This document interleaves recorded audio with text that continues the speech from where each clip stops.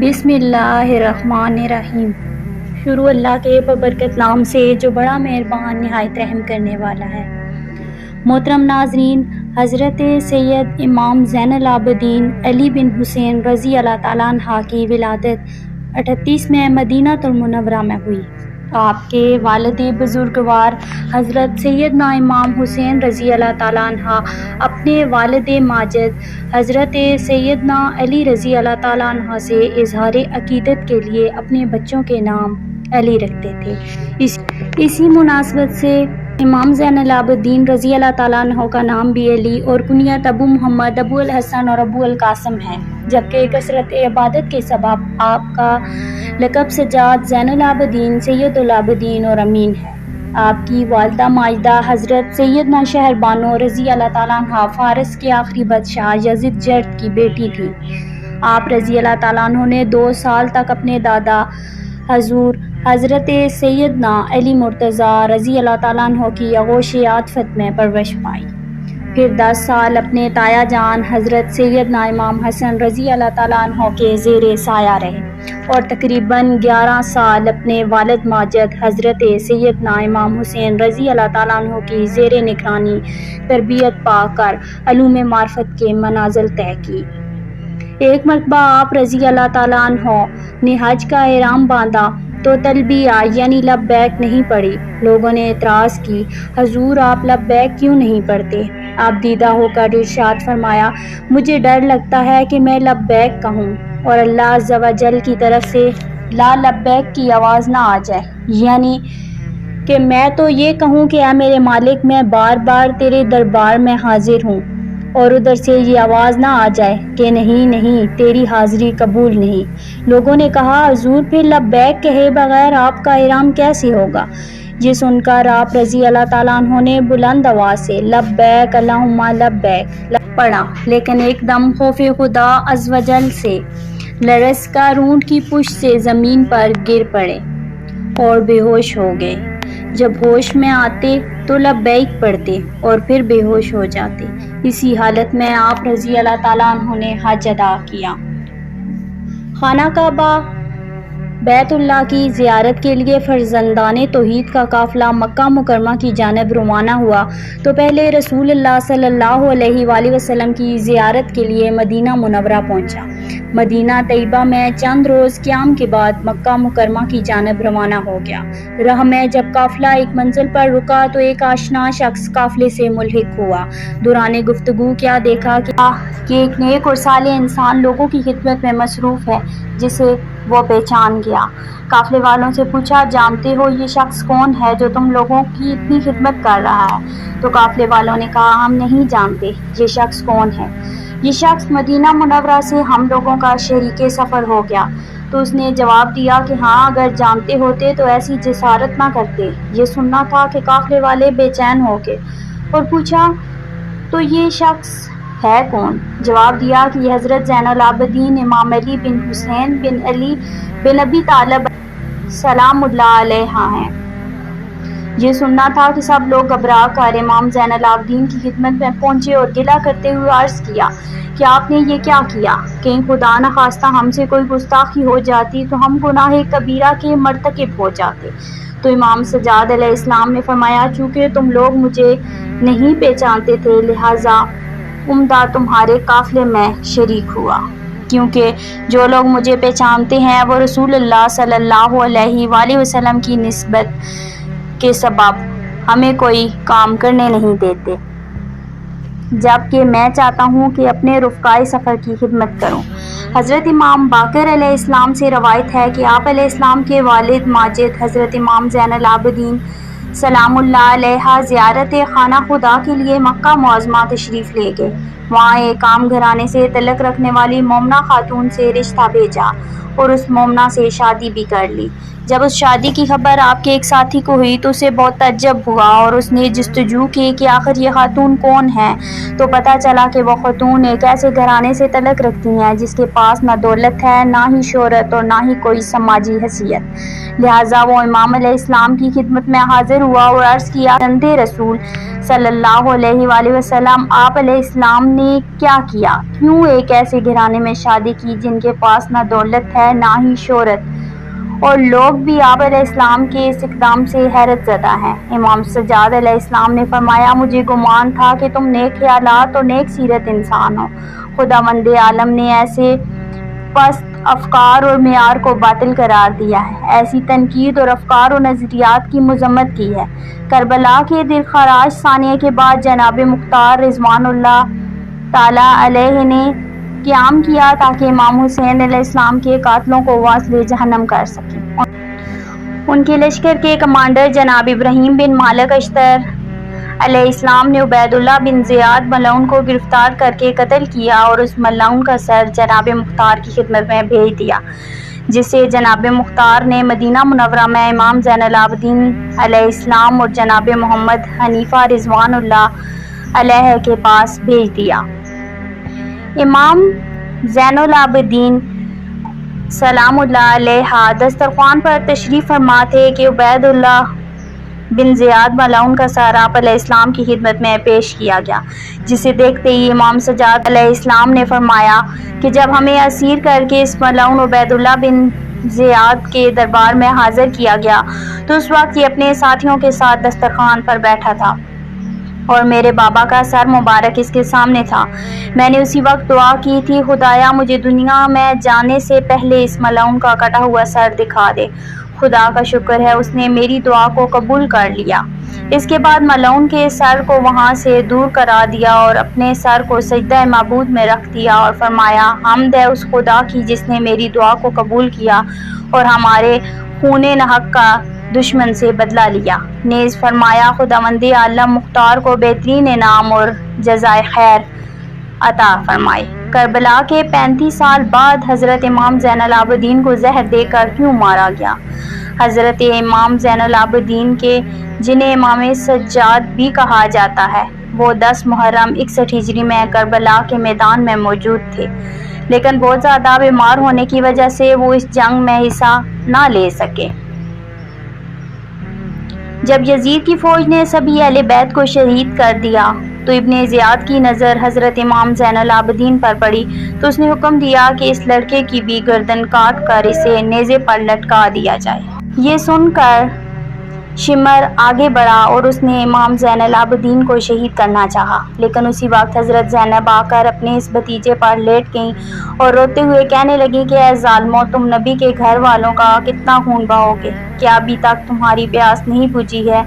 شمر نے بہت کوشش کی لیکن حضرت زینب نے اپنے اس بھتیجے کو شہید نہ ہونے دیا۔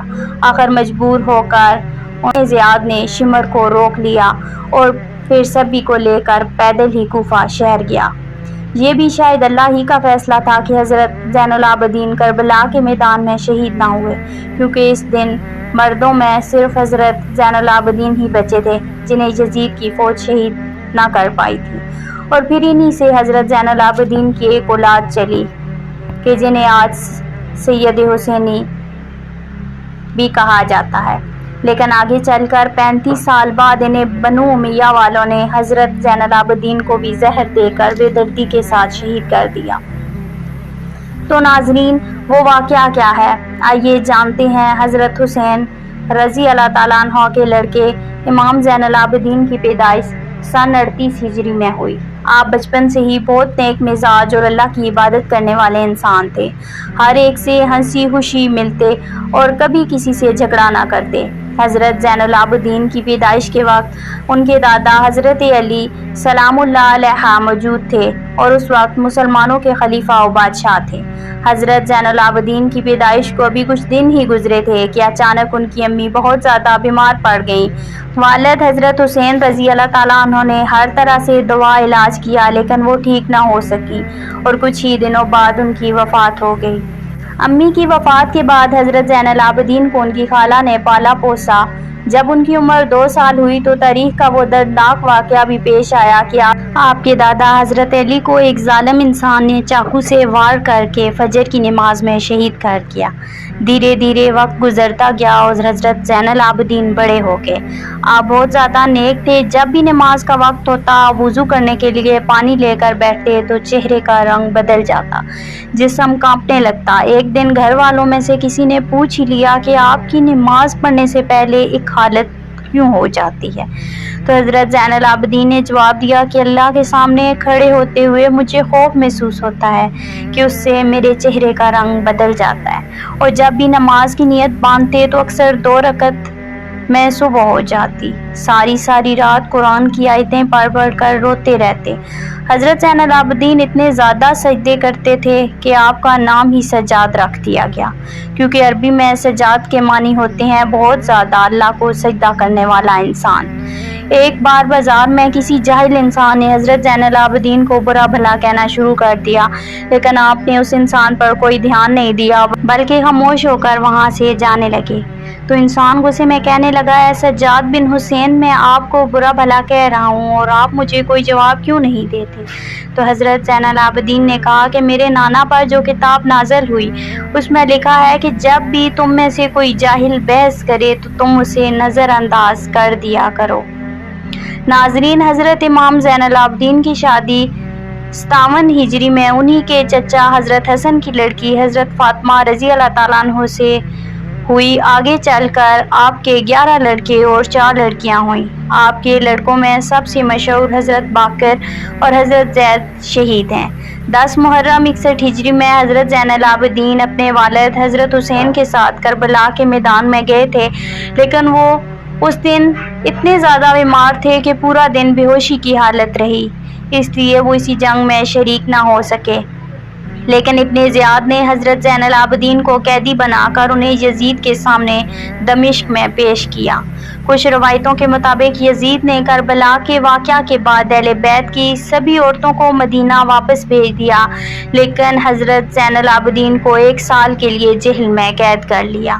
1 سال بعد جب حضرت زین العابدین ظالم یزید کی جیل سے چھوٹ کر اپنے شہر مدینہ آئے تو وہ اکثر رویا کرتے تھے۔ کسی نے آپ سے پوچھا کہ آپ اتنا زیادہ کیوں روتے ہیں؟ تو حضرت زین العابدین نے جواب دیا کہ اے انسان، حضرت یعقوب علیہ السلام کا بیٹا یوسف ان سے جدا ہو گیا تھا، بعد میں مل بھی گیا تھا، لیکن پھر بھی حضرت یعقوب علیہ السلام اتنا زیادہ روئے کہ ان کی آنکھوں کی روشنی چلی گئی، اور میں نے تو اپنی آنکھوں کے سامنے کربلا کے میدان میں اپنے والد اور بھائیوں کو قتل ہوتے دیکھا ہے، تو مجھے رونا کیوں نہ آئے؟ جب بھی حضرت زین العابدین سے پوچھا جاتا کہ آپ کو ساری زندگی میں سب سے زیادہ تکلیف کس دن ہوئی، تو آپ جواب دیتے کہ یزید کی محفل دمشق میں۔ حضرت زین العابدین کے دل پر سب سے بڑا صدمہ یہ لگا کہ یزید نے نبی کے گھر کی بیٹیوں کا دوپٹہ ہٹا کر انہیں بے پردہ بازاروں میں لا کھڑا کیا تھا۔ حضرت زین العابدین جب بھی اس منظر کو بیان کرتے تو وہ اپنی پھوپھی حضرت زینب کا ذکر کرتے تو سارا جسم کانپنے لگتا اور آنکھوں سے آنسو بہنے لگتے۔ حضرت زین العابدین جب یزید کی جیل سے چھوٹ کر مدینہ پہنچے تو نانا حضور اکرم صلی اللہ علیہ وآلہ وسلم کی قبر پر کھڑے ہو کر روتے ہوئے کہا کہ اے میرے نانا جان، مجھے یزید نے جیل میں ایسی تکلیفیں دی کہ شاید وہ کسی غلام کو بھی نہ دی جاتی۔ اے میرے نانا جان، ہمارے گھروں کی عورتوں کا دوپٹہ ہٹا کر انہیں بے پردہ کر کے بازاروں میں پھرایا گیا، لوگوں کے سامنے انہیں رسوا کیا گیا اور ہم اہل بیت کو بہت ستایا گیا۔ یزید کی حکومت ختم ہو گئی، اور جب کئی سالوں کے بعد عبد الملک بن مروان بادشاہ بنا تو اسے ہر وقت یہ ڈر ستاتا رہتا کہ کہیں زین العابدین کھڑے ہو کر اپنی حکومت کا اعلان نہ کر دیں، کیونکہ ان کی حکومت کے اعلان کرنے پر سبھی لوگ انہیں اپنا بادشاہ تسلیم کر لیتے اور عبد الملک کے ہاتھ سے حکومت چلی جاتی۔ اسی لیے اس نے اپنے سب سے ظالم گورنر حجاج بن یوسف کو حکم دیا کہ حضرت زین العابدین کو قید کر کے بیڑیاں پہنا کے میرے محل شام میں پیش کیا جائے۔ بادشاہ کے حکم پر حجاج نے رات کے وقت ایک بڑی فوج بھیج کر حضرت زین العابدین کو ان کے گھر سے اٹھوا لیا، پھر انہیں بیڑیاں پہنا کر جیل میں قید کر دیا، لیکن انہیں دنوں کسی نے بادشاہ عبد الملک کو سمجھایا کہ آپ یہ گناہ نہ کریں، کیونکہ آج تک بنو امیہ کے جن بادشاہوں نے اہل بیت کے لوگوں کو ستایا ہے ان کی حکومت کا خاتمہ بہت جلد ہو گیا ہے۔ تو حضرت زین العابدین کو حکومت سے کوئی تعلق نہیں، وہ تو بس ہر وقت نماز اور روزے میں لگے رہتے ہیں، انہیں عبادت کے علاوہ کسی سے سروکار نہیں، اس لیے انہیں ان کی حالت پر چھوڑ دو۔ کچھ بڑے لوگوں کے سمجھانے پر عبد المالک کو بھی یہ بات سمجھ میں آئی اور اس نے فوراً حجاج بن یوسف کے پاس ایک خط لکھ کر پیغام بھیجا کہ حضرت زین العابدین کو رہا کر دو اور انہیں عزت کے ساتھ ان کے گھر پہنچا دو، کیونکہ ان سے کوئی خطرہ نہیں۔ اس کے بعد عبد الملک نے زمانے میں حضرت زین العابدین کو کسی طرح کی بھی تکلیف نہ دی، لیکن جب عبد الملک کی موت ہوئی تو پھر ان کا لڑکا ولید حکومت کا بادشاہ بنا، تو اس نے پہلا کام یہ کیا کہ حضرت امام زین العابدین کو زہر دے کر شہید کروا دیا، کیونکہ اسے ڈر تھا کہ کہیں امام زین العابدین اٹھ کر اپنی حکومت کا اعلان نہ کر دیں۔ کربلا کے واقعہ کے پورے 35 سال بعد 25 محرم سن 95 ہجری میں حضرت حسین علیہ السلام کے اس لڑکے حضرت زین العابدین کو بھی زہر دے کر شہید کر دیا گیا اور ان کی تہجیز و تکفین انہی کے لڑکے حضرت باقر نے فرمائی۔ حضرت زین العابدین کی قبر جنت البقیع میں حضرت فاطمہ رضی اللہ تعالیٰ عنہ کی قبر کے پاس ہی بنائی گئی۔ آپ کی وفات کے بعد آپ کا ایک خاص اونٹ آپ کی قبر کے پاس آ کر بیٹھ گیا اور برابر روتا رہا، یہاں تک کہ 3 دنوں بعد اس اونٹ کی بھی وفات ہو گئی۔ اللہ تعالیٰ ہمیں بھی ان نیک لوگوں کے نقش قدم پر چلنے کی توفیق عطا فرمائے اور ہمارا خاتمہ ایمان پر فرمائے، آمین ثم آمین۔ چینل پہ نئے ہیں تو چینل کو سبسکرائب ضرور کیجیے گا اور ویڈیو کو صدقہ جاریہ سمجھ کر اپنے پیاروں تک شیئر ضرور کیجیے گا۔ جزاک اللہ خیرا کثیرا۔